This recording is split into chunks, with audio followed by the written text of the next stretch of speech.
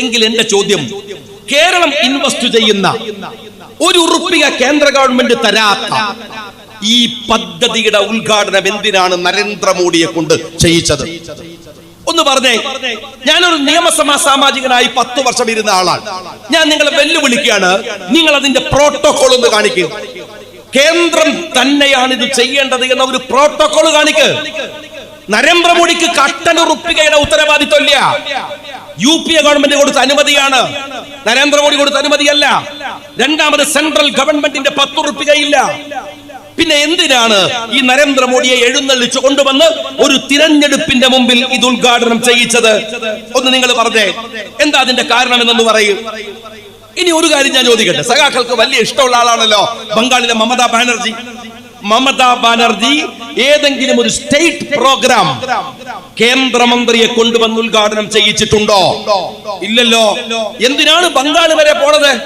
ഇതാ തൊട്ടടുത്തുണ്ട് മറ്റൊരു ധൈര്യമുള്ള, തന്റെ ഇടമുള്ള, ഒരു മതേതര കാഴ്ചപ്പാടുള്ള മറ്റൊരു മന്ത്രി, തമിഴ്നാട്ടിന്റെ മന്ത്രി സ്റ്റാലിനുണ്ട്. തൂത്തുക്കുടിയിലെ സീപോർട്ട് എന്താണ്, ആ സീപോർട്ടിൽ ഇതുപോലെ ഒരു പദ്ധതി നടക്കുന്നു. തമിഴ്നാട് ഗവൺമെന്റ് കോടികൾ മുടക്കുന്നു. അതിന്റെ ഉദ്ഘാടനത്തിന് സ്റ്റാലിൻ പ്രധാനമന്ത്രി നരേന്ദ്രമോദിയെ വിളിക്കുമോ? നിങ്ങൾക്ക് പറയാൻ കഴിയുമോ?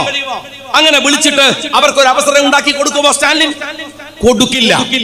ഇനി ഇതുമായി ബന്ധപ്പെട്ട രണ്ടാമത്തെ ഒരു കാര്യം ഞാൻ ചോദിക്കട്ടെ, അങ്ങനെ കൊടുക്കില്ല എങ്കിൽ നിങ്ങൾ അവിടെ അന്നൊരു വലിയ വിവാദമുണ്ടായി. എന്താണ്? രാജീവ് ചന്ദ്രശേഖർ ആ വേദിയിൽ കയറിയിരുന്ന് മുദ്രാവാക്യം വിളിക്കുകയാണ്.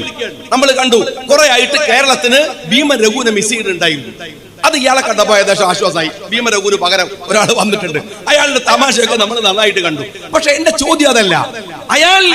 രാജീവ് ചന്ദ്രശേഖർ വേദിയിൽ ഇരുന്ന് മുദ്രാവാക്യം വിളിക്കുമ്പോ താഴെ ഇരുന്ന് മോങ്ങുന്ന ഒരു മന്ത്രി ഉണ്ടായിരുന്നു, റിയാസ്. ഞാൻ റിയാസിനോട് ചോദിക്കട്ടെ, തമിഴ്നാട് ഗവൺമെന്റ് ഉദ്ഘാടനം നടക്കുന്ന ഒരു വേദിയിൽ BJPയുടെ തമിഴ്നാട് അധ്യക്ഷൻ കയറിയിരിക്കുക, എന്നിട്ട് സ്റ്റാലിന്റെ മകൻ ഈ കുറച്ച് ഇപ്പുറത്ത് വന്നിട്ട് താഴെ ഇരുന്നിട്ട് ഇയാളിങ്ങനെ സ്റ്റാലിനോട് പറഞ്ഞിട്ട് മോങ്ങിക്കറിയാം, ഇതെങ്ങനെ BJPന്റെ പ്രസിഡന്റ് വിളിച്ചത്, ഇതെങ്ങനെ BJPക്കാർ സ്റ്റേജിന്മേലെത്തിയത് എന്ന് പറയുന്ന അവസരം ഉണ്ടാകുമോ? എന്നാൽ ഞാനൊരു കാര്യം പറയട്ടെ, രാജീവ് ചന്ദ്രശേഖരന്റെ ലിസ്റ്റ് കേന്ദ്രം തന്നതാണ് എന്ന കളവ് കേരളത്തിലെ മുഖ്യമന്ത്രി പറഞ്ഞു, നുണ പറഞ്ഞു. എന്താ കാര്യമെന്നറിയുമോ?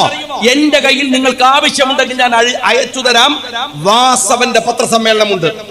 എന്താ വാസവൻ പത്രസമ്മേളനം നടത്തുന്നത്? ഇതാ ഉദ്ഘാടനം നടക്കാൻ പോവാണ്. അപ്പൊ പത്രക്കാർ ചോദിച്ചു, പ്രതിപക്ഷ നേതാവിനെ വിളിച്ചിരുന്നോ? വാസവന്റെ മറുപടി ഇതാ